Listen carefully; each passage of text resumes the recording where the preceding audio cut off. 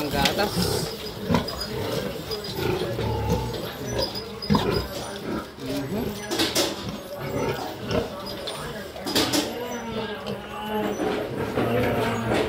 Paligo na ulit tayo dito sa mga alaga natin. So masyado pa maga. 7 pa lang ng umaga. Hindi natin ito mapapaliguan, so mamaya pa. Malapit na nga rin palang iwala itong mga to. Yan. Malapit na. Ito po yung mga piglet na napakaliliit nung pinanganak. Yan.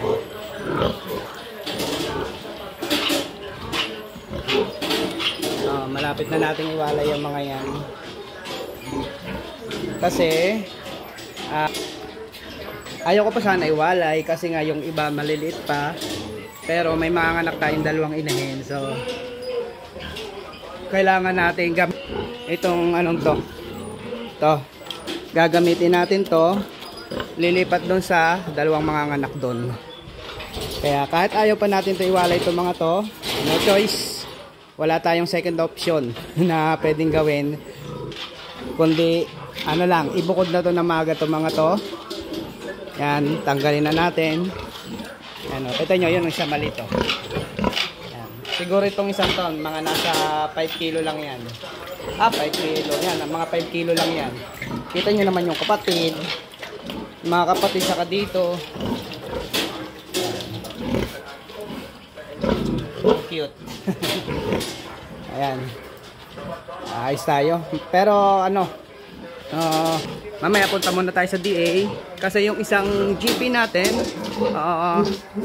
naglalandi siya ngayon. So, ito naglalandi siya ngayon. Punta ako sa DA. Punta ako sa DA para magpa-schedulean to mamayang hapon ng EI. Ito papa-schedulean natin ng EI mga pigmate. Ito nagka-problema tayo dito mga kapigmate. Ito yung pinakamaganda kong GP na maganda mag-anak to. Madami to kung mag-anak mga kapigmate. May hilam na naman siya niya. Ganyan siya pag hinahawakan ko. Ayan. Ayan. So yan po yung GP natin. Ayan. Ayan. So ito ay naglalandi po. Pa-schedule ko na ng EI to mamaya. So hindi ko papakita yung ari, pero papakita ko sa inyo yung tumutulo pang katas. Yan. Pero yung ari niya hindi ko papakita kasi bawal kay Meta. Bata pa si Meta, bawal pa makakita ng ganyan si Meta. So ito, nag-inject tayo kahapon dito ng purga kasi naubusan tayo ng pampurga. Malikot, yan, dumugo. So, yan. Paliguan natin ito mamaya. Para malinis siya. Kakaya naman sa mag-i-EI, makita siya madumi. Yan. So, ito mga kapigmate, ang laki na naging problema ko dito. Alam nyo ba kung bakit? Kasi ito yung inahin natin na pina-EI ko. So, una pa lang, napapansin ko na hindi buntis. Dahil mahaba siya, kasi kung magbuntis ito mga kapigmate, unang pagbubuntis niya, malaki lagi ang tiyan niya. Pangalawang pagbubuntis, ganun pa rin. Pangatlong pagbubuntis niya, maliit yung tiyan niya. Maliit siya, kala mo hindi buntis, pero nanganak ng 12. Tapos ngayon, nung huling pagbubuntis niya, sabi ko, ang liit naman ang tiyan nito. Pero yung katawan niya, okay, maganda. Nakita ko na nung umabot na ng 2 months, 60 days, napansin ko, nako, hindi talaga to buntis. Pero hindi siya naglalandi mga kapigmate. First cycle, second cycle, third cycle, hanggang umabot ng 3 months, walang paglalandi nangyari sa kanya. So, tayo mga kapigmate, so baka naranasan nyo na rin to. Ito mga kapigmate, kaya alam ko na hindi siya buntis, kaya wala akong ginawa sa kanya. Iniisip ko kung saan ako nagkamali, kung anong problema ko, anong problema sa management ko, bakit ganito. Yun, syempre, tayo naman mga kapigmate, hindi tayo antimano, puro inject ng gamot, inject ng kung ano. Kaya ako po kasi mga kapigmate, pag may problema ako nakita, hahanapin ko yung pag may problema ako naramdaman sa mga alaga ko, hahanapin ko yung problema. Hanapin ko yung problema o hanapin ko yung dahilan ng problema ngayon. Kaya umabot to hanggang mag 114 talagang wala. Pero hanggang 114 days ay hindi ko nakita kung anong problema. Kasi dito sa baboy mga pigmate, sa umaga pakain ako, lagay ng mga tubig, paligo, alis na ako. Kasi naghanap din tayo ng ibang income mga kapigmate. Marami rin tayong ginagawa. Hindi ko talaga nakita ang problema nito. Pero nung nagpaka-active tayo sa pagbablog, sa paggagawa ng content,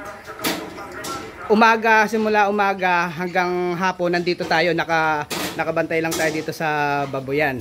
Ang dito, nakita ko mga alas 7 ng umaga, alas 6, pag sumikat ng araw hanggang alas 11 ng tanghali, ito, isa, dalawa, tatlong baboy natin naiinita.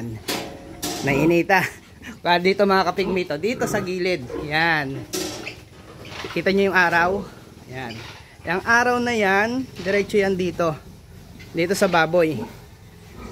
Hindi ko yan napapansin, sobrang tagal hindi ko napapansin kasi ang alam ko safety lang yung mga alaga ko. Kasi nung mga nakaraan, hindi ko naman nakikita ang problema dito. Hindi ko talaga nakikita ang problema kasi yung mga alaga natin to, pag nag-a-arrange ako ng mga to, walang napepesto talaga dito. Bibihira magpesto dito kasi dati nagmi-mix ako ng feeds, dito ako nagmi-mix. Pero nung nagtataka rin ako mga kapigmate, yung mga baboy na nailalagay ko dito, laging may problema. So yun. Ngayon na nakita ko ang problema mga kapigmate, saka ko ginamot ito. Yan, saka ko ginamot. Unang ginawa ko dito kasi iniisip ko, nagbuntis talaga siya pero patay yung mga laman sa nagbuntis talaga siya pero patay yung nasa niya, yung nasa loob ng tiyan niya. Kaya ang ginawa ko, nag-inject ako ng Lutalize. Pag inject ko ng Lutalize mga kapigmate, after ilang oras ba yon? So 2 araw. Pataas ng 2 araw mga kapigmate ng pagka-inject ko sa kanya, may lumabas na puro puti dito sa baba, sa lapag. Sobrang dami. Tapos tumutulo siya ng kusa. Yung na-vlog ko na rin to yung dati mga kapigmate. Ang lumalabas sa kanya ay mga powder siya. Parang pinturang tuyo, yung water iminimix sa tubig na pintura. Ganon. Kung sa naman, kung hindi nyo naman alam yon, parang sisical powder siya mga kapigmates. Parang sisical powder siya na hinalo sa tubig, tapos pag natuyo, ganon ang itsura niya mga kapigmate. Tapos ang ginawa ko dito mga kapigmate ay pinalagyan ko ng nakalimutan kong tawag doon, yung ginagamit sa pag-iay. Yan, pinasalpakan ko yung sa ari ng ating inahin, tapos nagpasok ng antibiotic sa loob ng ari ng inahin natin. Pagkatapos nun, dire-diretso lumalabas lahat ng infection niya. Pagkatapos ng mga kapigmate, nung lumalabas yung gano'n, hinayaan ko lang, pero nag-inject tayo ng antibiotic sa kanya. So, ang available lang natin antibiotic dito, kasi yun lang, kasi nasabi ko naman sa inyo, ang pagiging practical ko, kung anong available dito sa akin, yun ang ginagamit ko. So, ang ginamit kong antibiotic dito ay Bactirid. So, bagong bigay sa atin ng technician ng Pigrolac, binigyan tayo ng isang bote na Bactirid. So, nagamit ko dito, nag-inject tayo. Yan. Pero sa Bactirid na yun mga kapigmate, hindi lang yun ang ginamit ko. Dahil gusto ko nga na gumaling agad tong inahin natin, kasi sayang. Ito'y GP to, galing to sa DA. Baka maganda mga anak. Nagbibigay pa rin ako ng amoxicillin powder na yung sachet lang, 5 gram lang siguro yon. Isang sachet, isang araw sa loob ng 1 linggo. Yun ang ginawa ko. So ngayon, okay na yung inahin natin, naglandi na siya. So ready to breed na tayo. Mamaya pupunta ako sa DA para schedule ng EI. Yung problema natin mga kapigmate, na solusyon na natin. So pansamantala lang itong lalagay ko. Yan, para makita niyo dito sa labas. Taas ng sikat ng araw. So yan. Yan. Kasi mga kapigmate, kahit nakita nyo punong yan, kasi ang alam ko talaga, yung punong yan ay naharangan to. Pero yung araw, yung sikat ng araw ay gumagalaw, parang pabago-bago. Tapos itong puno na to, wala na siyang, masyado mataas na siya, saka wala ng dahon. Dati kasi nung mababa pa yan, malago yung dahon niya, nandito pa lang sa side na to. Kaya hindi ko napapansin yan dito na tumatama na pala sa baboy ko. Kasi dati mga kapigmate, hindi tumatama. So tip ko lang sa mga nag-aalaga dyan ng baboy, pag naka-encounter kayo ng ganon, o sabihin natin kahit hindi nyo na ma-encounter, kalaban ng baboy ang init ng araw. Kalaban. Kalaban po, kaya mas maganda ilayo natin sa init ng araw yung alaga natin. Meron din nagsabi sa akin na sir, paano yung aking baboy? May lumalabas na puti-puti sa ari niya pag umiihi. Sabi ko, baka naaarawan yung baboy mo. Kung hindi yung baboy mo naaarawan, yung drinker niya o yung tubigan niya. Sabi niya, sir, wet feeding po ako. Tapos yung baboy ko nasa loob ng bahay. Nasa loob ng bahay, nasa loob ng tangkal, may bubong daw. Pinakita niya sa akin yung video ng kulungan niya. Ganito rin siya mga kapigmate. Ito, may bubong nga dyan. Nandito yung baboy niya. Ang araw po mga kapigmate, simula doon papunta dito ang sikat ng araw. Sa umaga, naiinitan yung baboy niya. Sa hapon, naiinitan din yung baboy niya. So yun, sinabi ko sa kanya. Sabi ko nga sa kanya, hindi muna ako magbibigay ng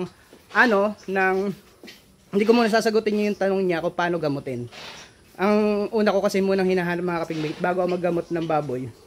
Alamin ko muna kung anong pinagmulan ng sakit na yun, kung anong pinagmulan ng sakit na yon, o kung bakit nagkaganon yung baboy. Ganun po lagi, huwag puro gamot kasi mga kapigmate, kunwari, dito sa akin at ito sa sitwasyon ko ito kunwari hindi ko ito napansin, tapos ginamot ko yung sa baboy. Tingin nyo, pag ginamot ko ba, hindi ba babalik yung problema ng baboy natin? Hindi ba babalik yung naging problema nito? Kung ginamot natin. Sabihin na natin, gagaling. Gagaling yung alaga natin. Ang problema, babalik at babalik po yung problema. Parang sa pagtatay lang ng baboy yan mga kapigmate. Kahit gamutin nyo na gamutin yung nagtatay yung baboy, kung hindi nyo alam yung dahilan kung bakit sila nagtatay, pabalik-balik lang yung problema nyo. Mas maganda, hanapan nyo muna solusyonan nyo muna yung problema bago nyo solusyonan tuloy. Gamutin nyo muna yung baboy nyo. Hanapin nyo muna yung problema bago nyo gamutin yung baboy. Yun lang mga kapigmate. Ito, iay na natin. Ito nga pala mga kapigmate, kaya sobrang tagal na hindi nagparamdam si Cookies. Yan. Si Cookies to mga kapigmate Last AI pa natin September 5. Dapat December 28 manganganak siya. 'Di ba? Pero wala. Yan po. Hindi naman po so kahit gaano po tayo katagal mag-alaga ng baboy, mayroon po lalabas na problema sa pag-aalaga natin. Hindi po maiwasan yan. Kagaya nito. So ito, alam ko, nakita ko ng problema, kaya okay na siya, i-EA na lang natin mamaya. Yan. Ito mga anak natin. Ito naman tong problema na to mga kapigmate. Ito mga problema natin dito. Yan.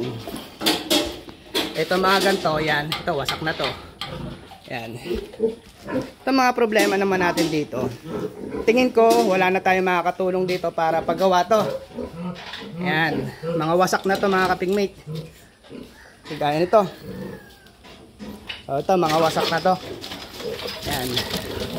Mga putol na yan, Ito pa, Yan. So, ito naman mga kapigmate, 2 years pa lang po ito, mahigit tong baboy namin, tong upgraded na to. 2 years pa lang. Pero, ang problema natin yon, yung mga pintuan ng kulungan ng baboy natin. Lahat sila, mabilis kalawangin.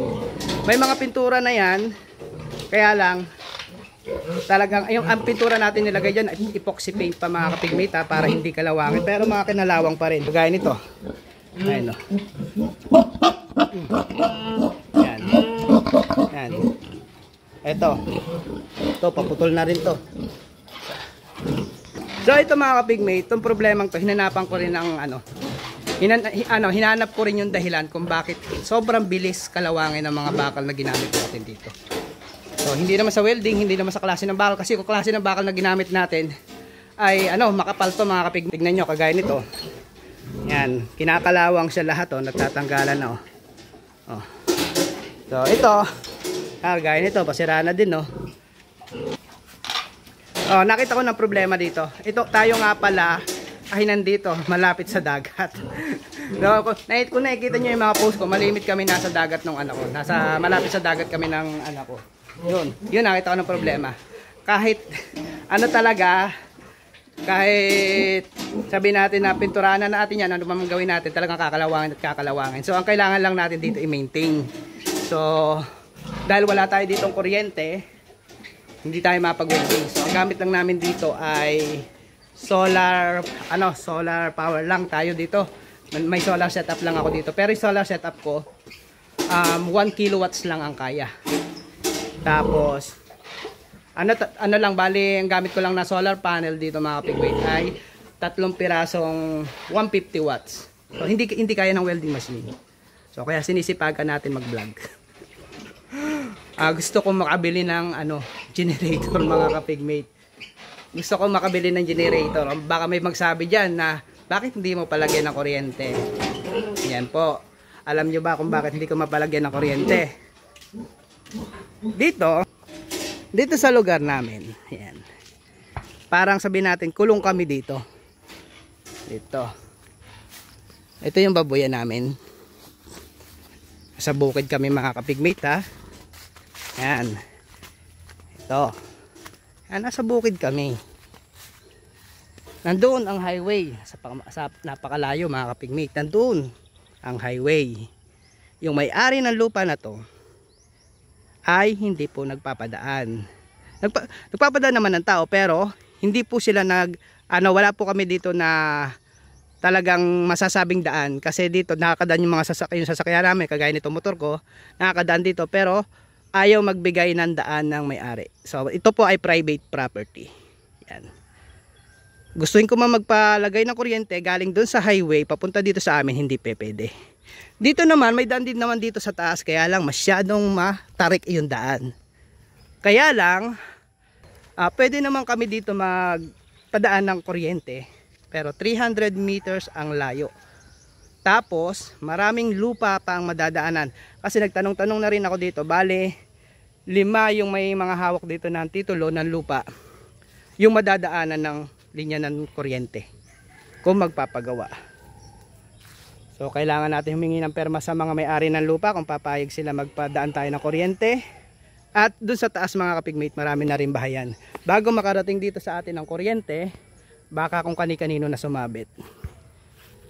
Wala. Saka sa budget naman wala pa tayo.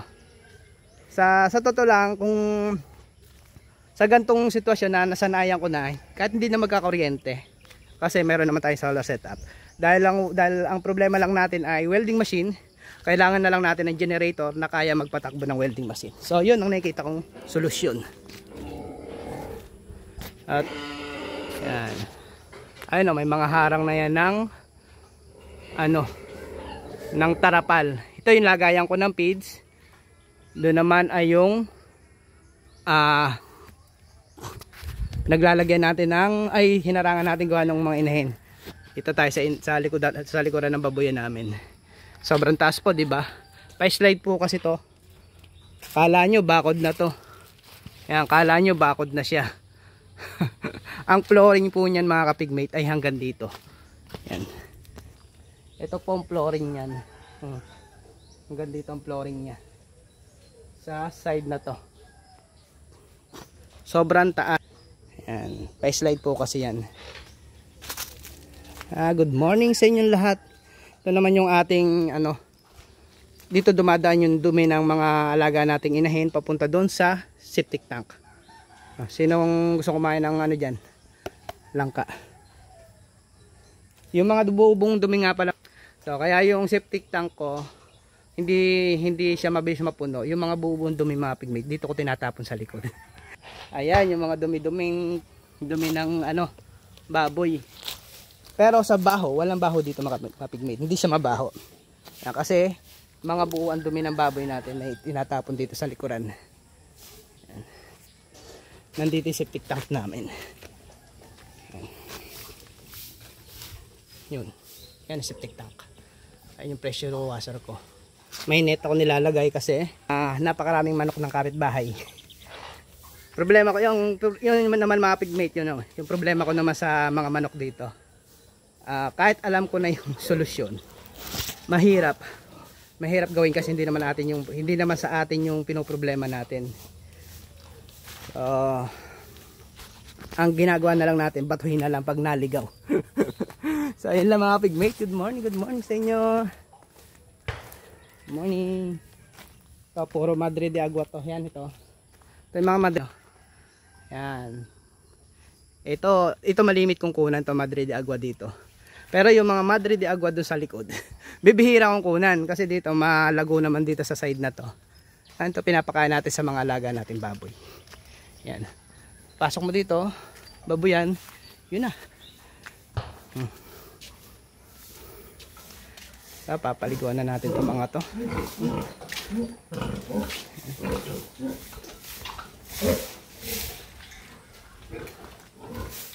Ayan, tulog na. Tapos yun dito naman.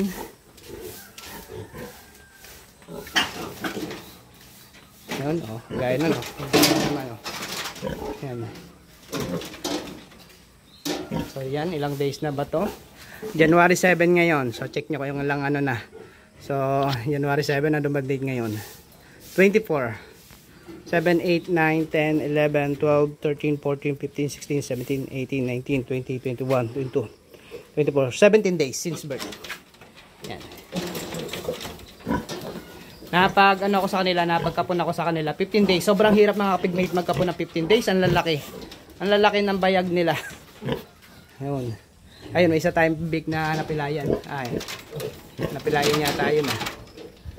Yung check nga natin kung napilayan.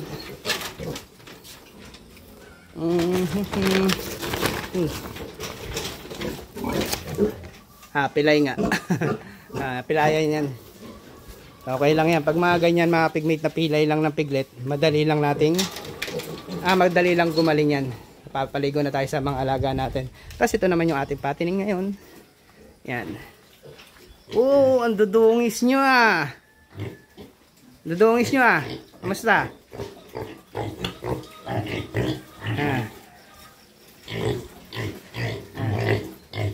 Papaliguan na rin natin to bago natin to pakainin. Yan. Yan, papuntahin natin sila lahat dito. Yung mga alaga natin na. Yan, oh. Ito mga kapigmate, panlitsunin na to. Pera na to mga kapigmate. Yan. So ito yung tinimbang natin nung isang araw na 20 kilos. Pasok sa suggested target na weight ng baboy. Ayan. Dudungis, yung mga puti kayo, naging brown, na kayo, white brown ang kulay nyo. Tapos, alam nyo mga kapigmate, marami tayong balak gawin dito sa ating lugar, dito sa amin. Oh, ito baboyan. So may naka-ready pa tayo na gagawin na kulungan din ng baboy. Kalatan sa ako, nililipad na lang ng hangin, no? Ayan. Ito, para good for 10 heads din to mga kapigmate. Yan. Ito po yung pinagagawa natin. Pero wala tayong budget. Kaya kaya tambay muna siya. Pero may mga nakaabang na to. Yan, may nakaabang na bakal para pag nag-flooring tayo. Yan. Yan. Ito nga pala, wala pa tayong septic tank dito. Ay, dyan lang padaanan natin ang dumi ng baboy. Oh. Wala pa tayong septic tank dito sa side na to. Dito sa patining natin. Yan. Wala pa septic tank dito. Pero lalagyan natin yan. Ito good for 10 heads. Tapos, alam nyo, marami pa tayong i-upgrade dito. So, kung itutuloy-tuloy lang natin anong to. Pero mga pigmate, tulungan nyo ako. Suporta lang mga kapigmate. Itong side na to, yan. Ito hanggang dun sa may kawayan. Dito lang pala sa kawayan na to. Yan, ito. Yan dito. Malaki-laki pa rin to na pwede nating mag-upgrade. Hanggang dito tayo. Hanggang sa, kita nyo yung kawayan na yan. Yan. Hanggang dyan. Yan, ito yung lupa na target ko na hanggang dun. Hanggang doon sa may nyug na yon, hanggang dito sa may kawayan na yan. Pag ganun yan, yan. Yan. Ito po ay, malapit ko na matapos bayaran to. Sunod na natin dito, maglalagay pa rin tayo ng babuyan dito. Straight babuyan pa rin tayo mga kapigmate. Dire-diretso lang tayo. Yan, dire-diretso lang tayo. Tapos dito, yun naman yung chicken layer natin. Magdadagdag pa rin po tayo nyan. Marami tayong balak, sineshare ko lang sa inyo Ewan ko lang kung mangyari to, pero pipilitin natin mga kapigmate. Sisipagan pa natin para mangyari to. Yan. Hanggang dito lang naman kasi yung ano, ito yung hukay na to. Yan yung magiging pathway. Yan, straight lang hanggang dito. Yan, straight dito hanggang doon sa may kawayan. Tapos yung dito sa side na to. Yan, dito sa side na to. Naisip ko dito ay manok. Yung paitlogin na manok. Kasi nasimulan na rin natin dito yung paitlogin ng manok mga kapigmate. Nasimulan na natin to. Ito yung mga paitlogin natin. Ayan. Tinuro ko na kayo dito ha. Ito yung mga paitlogin nating manok. Ayan. Mayroon tayo ditong 96 na manok na pwede nakasya dito. Sa total lang 96 heads to mga kapigmate. Yan, ito mga manok natin. Konti pa lang. Yan yung mga itlog natin na hinarvest kahapon kasi mabilis maubos ang itlog dito mga kapigmate. Yan. Ito sila, pero nalagasan tayo ng 4 na piraso. Yan. 96 heads minus 4, 92 heads na lang ang available ang manok natin dito ng itlog. Yan, dire-diretso lang tayo. Yan, sa dumi naman nila. Yan. Kahit may baboyan naman tayo dito at manukan, ay hindi naman po nagiging problema natin yung dumi nila. Yan to. Ito araw-araw mga kapigmate, naano ko lang to. Pag naglagay ako ng feeds, ano ko lang lagi, kakalat ko para ano, para mas ganado yung ating mga manok kumain. Ito hindi ko abot. Hindi ko kasi abot dito sa side na to mga kapigmate. Ang hirap. Wala. Pag bansot tayo mga kapigmate, ganyan talaga. Wala. Bansot po tayo mga kapigmate. 5'3 lang po ang height ko. Masyadong mataas to. Eto, masyado mataas. Kita nyo, hindi ko nakita yung kung may feeds o wala dito sa side na to. Umaakyat pa ako para ano, pero hindi ko pwede itong akyatan. Dito pa ako sa may anong to, yan semento na tumutungtong. Dito ta, akyat muna tayo. Yan, para makita kung may feeds pa yun. So yan, may feeds pa. Kakalat lang natin. Yan. Yan, kalat lang natin.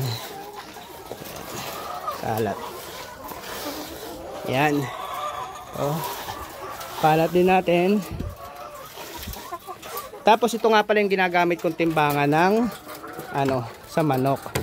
Yan. Galin lang natin yung ano.